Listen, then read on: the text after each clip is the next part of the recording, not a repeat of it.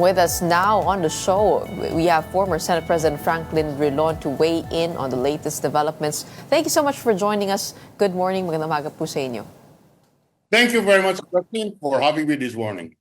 From your experience, how often does this occur that inuunahan ng minority itong committee leadership, and how serious is the Senate war over the minority report procedure-wise and politically? Firstly, the assessment that of Senator Soto, of the Senate President, that this is a mere piece of paper, is consistent with the rules.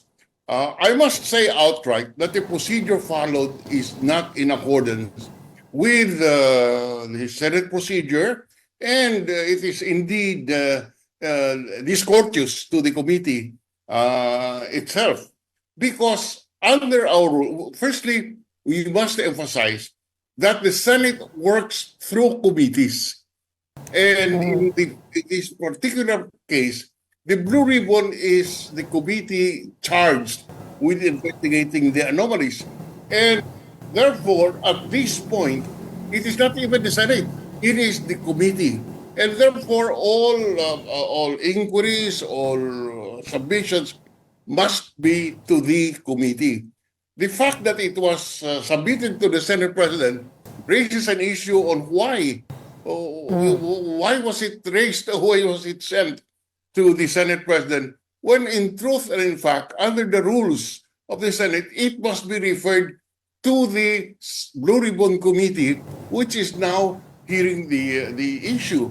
Now, the Blue Ribbon Committee, when it drafts its report, can take into account what the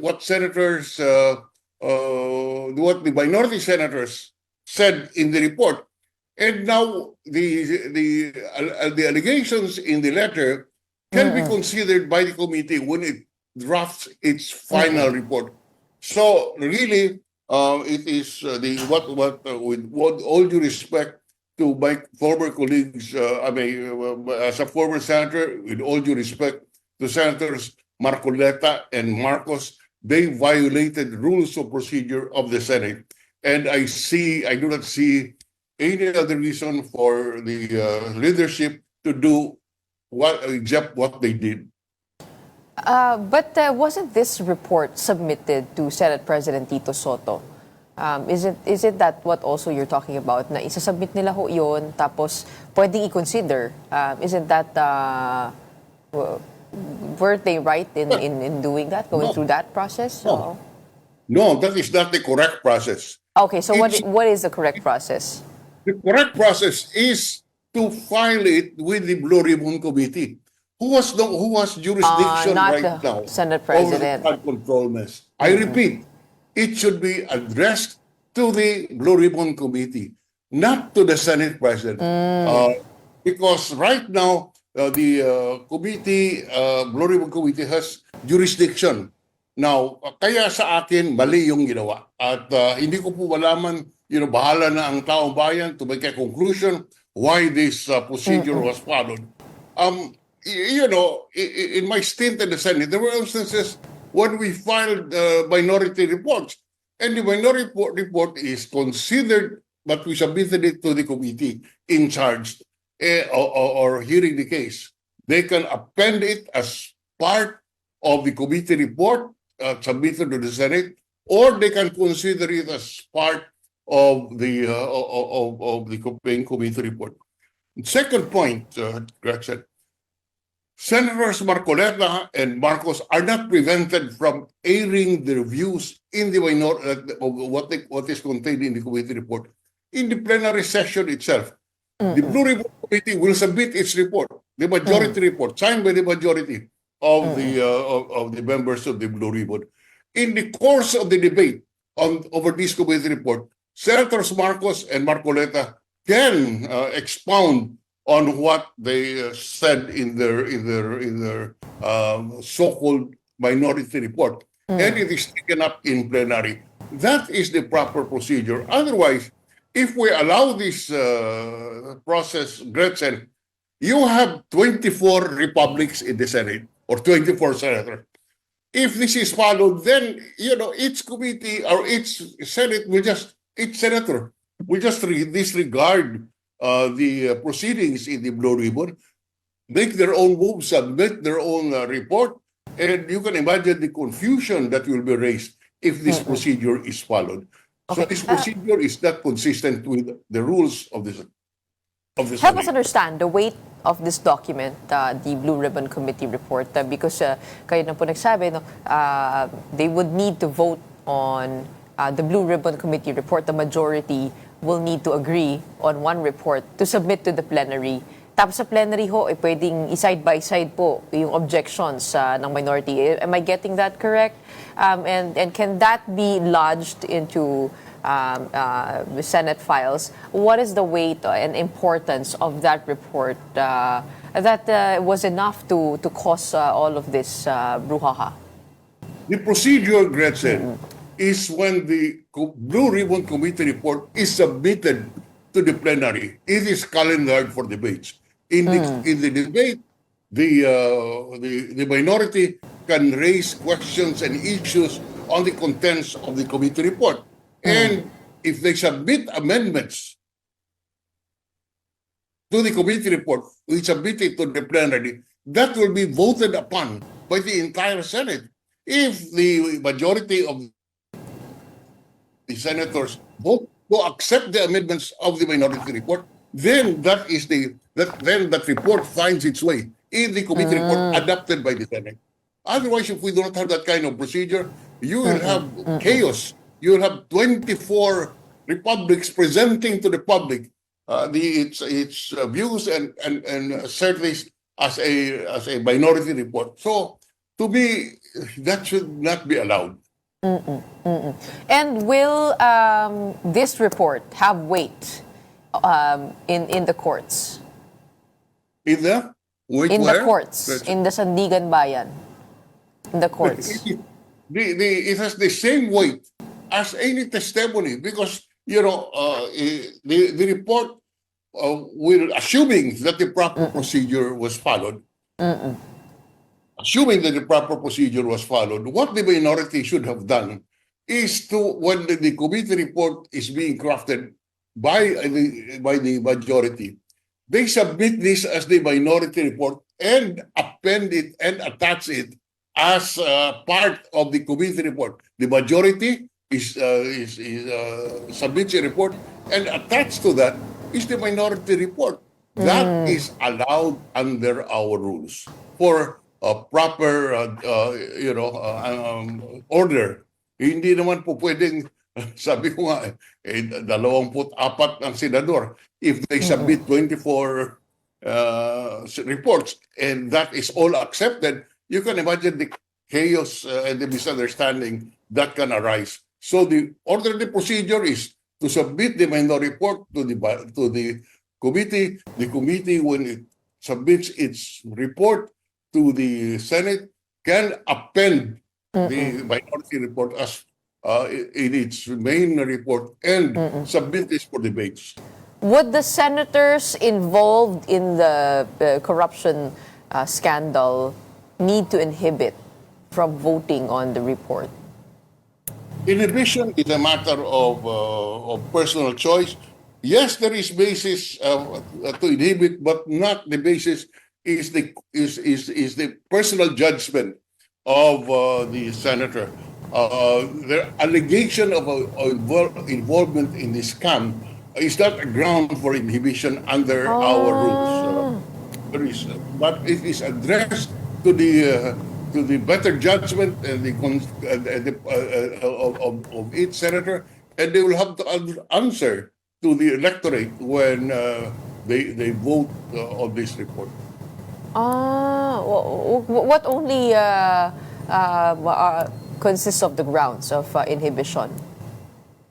If it's not involvement in the conflict of interest because of financial, for example, financial interest in a report submitted to the Senate. For example, just to be concrete, franchise is submitted to the Senate for approval. A senator who has an interest in the entity given the franchise should inhibit because of the clear Okay. conflict of interest. Okay. Now, we So, cannot use the oo. same language and standard in this particular case because the senator concerned can claim that the allegation is false and therefore I should participate because there has been no finding that I am involved in the anomaly. Okay. In the event that the minority does get the numbers, because we know we're moving closer to 2028 and we don't know what's going to happen politically, as a separate sphere from the flood control probe itself. What if they do get the numbers? How will this turn things around? I mean, if you take a look at that minority report, they zoned in on the former House Speaker, Martin Romualdez, being either complicit in the anomalous flood control scandal or negligent in his job. It also says, or somehow exonerated, Senator Chis Escudero and Senator Jinggoy Estrada, saying that the supposed corrupt practices of DPWH and their implication could be considered hearsay unless supported by object evidence and corroborative statements from other witnesses. Wala rin ho yung, sa akin nababasa ho sa mga reports, wala rin ho yung pangalan ni Senator Joel at Senator Bong. I'm not sure if yun ang report, kabuuan. Greg said. Oo. There is no majority report yet. So I don't know what is the basis of that statement na wala pa po kayo nakikita na nabanggit yung mga pangalan nila doon sa report. There is no report yet, only media reports. Yes, oo. Sa media lang ho. Pero kung sakasakali ho na they do get the numbers for this minority report, how would that change things? Would for example, the ombudsman have to make this? Can they make this as a material evidence for to somehow charge the House Speaker? Ano pong effect po niyan sa sa flood control probe? Let's then, if the report of the Blue Ribbon is reversed by the plenary, meaning that the majority of the senators will now vote for the minority report. Yes. It will result in a change of leadership in the Senate because then that is a manifestation of the lack of confidence of the majority in the majority representation in the Blue Ribbon, and therefore that can cause a change of leadership. Okay. Because they have the numbers for this report. Obviously, they have the numbers to reverse what, say, Senator Lacson and his colleagues in the majority writes in the committee report. If that is in effect reversed in plenary by a majority of the senators, then it is a clear indication of loss of confidence, and therefore the reorganization of the Senate becomes a consequence. And so do you think that's the real thing that's happening behind this report? That there's a crisis of sorts at a tug of war in the Senate leadership? You know, Brett said, that's a conclusion challenge. that I don't want to get into. But what I can tell you is that the majority in the Senate is very thin. Manipis po. Ilan ba yan? What you need in the Senate is at least 13 votes to have the majority. Right now, I think it's 15-9, if I'm not mistaken, and therefore the hold of the Senate majority is very tenuous. It can change. That is why there is so much instability there. You keep on hearing about coup d'etats in the Senate because the majority's number is tenuous. I can imagine. I mean, let's call a spade a spade. A member of the majority is Senator Pia Cayetano. Senator Alan Peter Cayetano is in the majority, is the minority. Suppose Senator Cayetano aspires to become Senate President. What do you think will be the vote of Pia? Do you think he will vote against the brother? Of course not. So it only demonstrates what I am saying, that manipis po yung mayorya. The majority is very tenuous. That is why there is so much instability because of that situation in the Senate. Wait, Senator, we're talking about the report and the Blue Ribbon Committee hearings have not even wrapped up. What about the timing? When should we expect the report? Di ba pagkatapos na ho yun ng lahat? And do you think the Senate is about to wrap up the Blue Ribbon Committee hearings? If you take a look at the whole corruption problem, we haven't even gotten down to what was institutionally or wrong with the agencies involved here. For example, COA, hindi pa po sila, kumbaga parang hindi pa po nakikita kung ano pa pwedeng palitan doon sa proseso, functionally, institutionally, to be able to prevent this from happening again. Those things, the deeper structural things that result to systemic corruption. But what is your sense? Are we about to wrap up the Blue Ribbon Committee hearings? Is the Senate about to do that? Gretchen, the matter of whether or not the investigation has been completed is addressed to the sound discretion of the members of the Blue Ribbon Committee.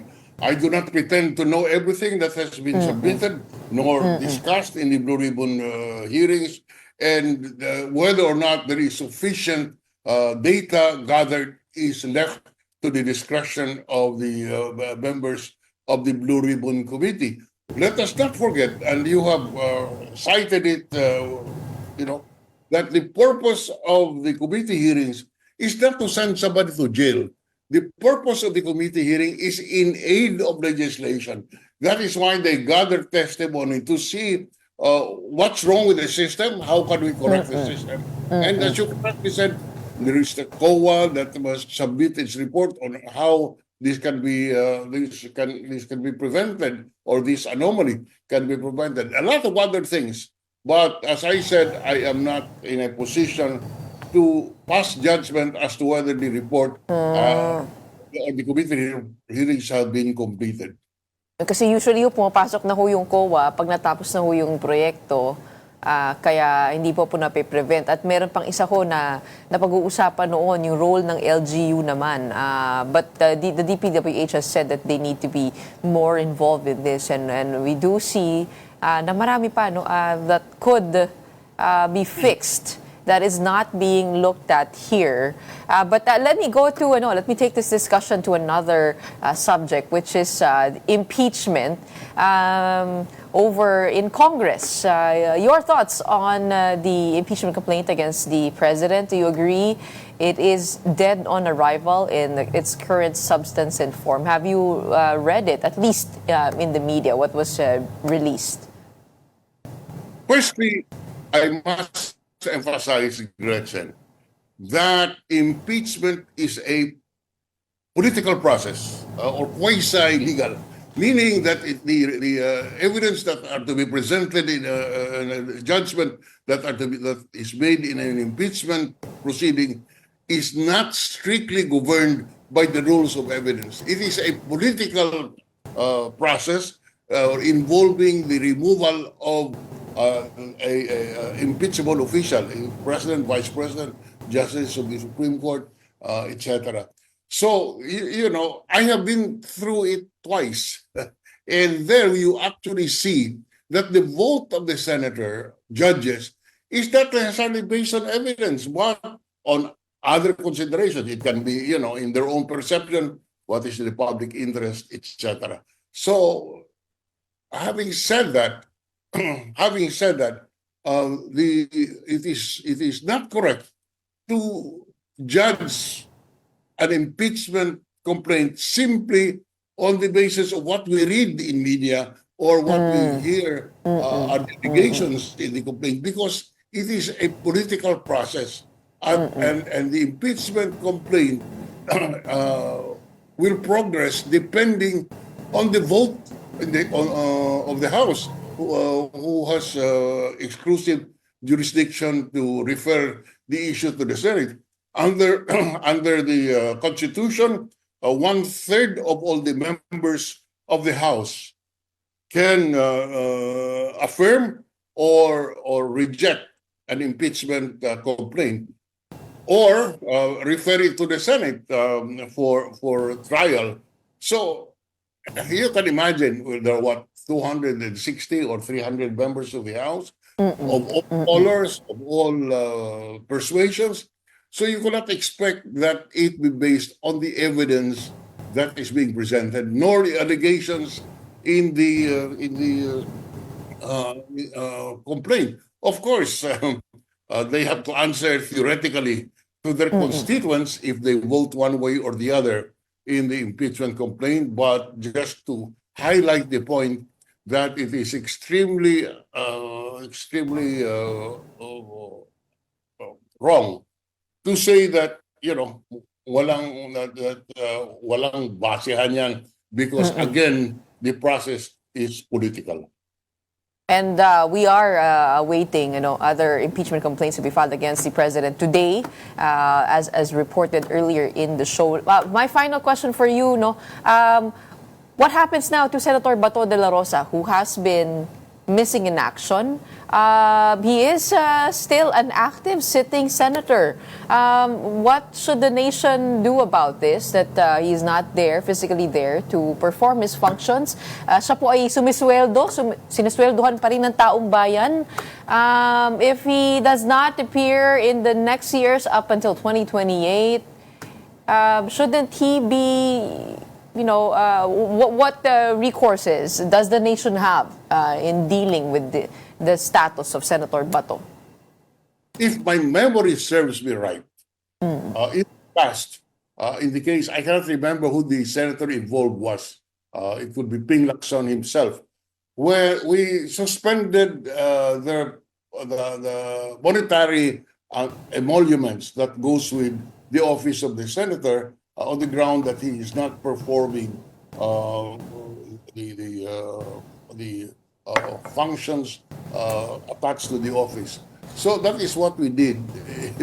Of course, you cannot drag Senator Bato to the Senate to make him attend the sessions. But as an institution, there are remedies, limited as it is, because Senator Bato is in the Senate by virtue of the vote of the people. The Senate, as an institution, can take action, as in suspending payments to Senator Bato, on payments due to Senator Bato on the ground that he is not performing his functions, even if he is free to do so. The distinction must be made in the case of Senator Laila de Lima, when he was Congresswoman Laila de Lima now, when she was in the Senate, she was arrested. And therefore, and so she performed her functions through her staff. She signed and examined committee reports. She was provided all the documents necessary, and she continued to function as a senator, but given the limitation that the authorities then under President Duterte did not want her to attend the Senate. So it was involuntary on the part of Senator De Lima then. But in the case of Senator Bato de la Rosa, siya mismo ang ayaw humarap sa Senado.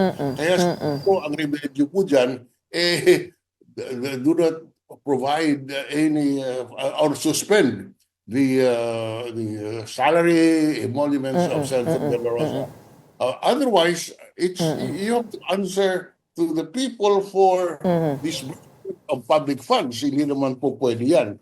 But let me just, I hope you give me time.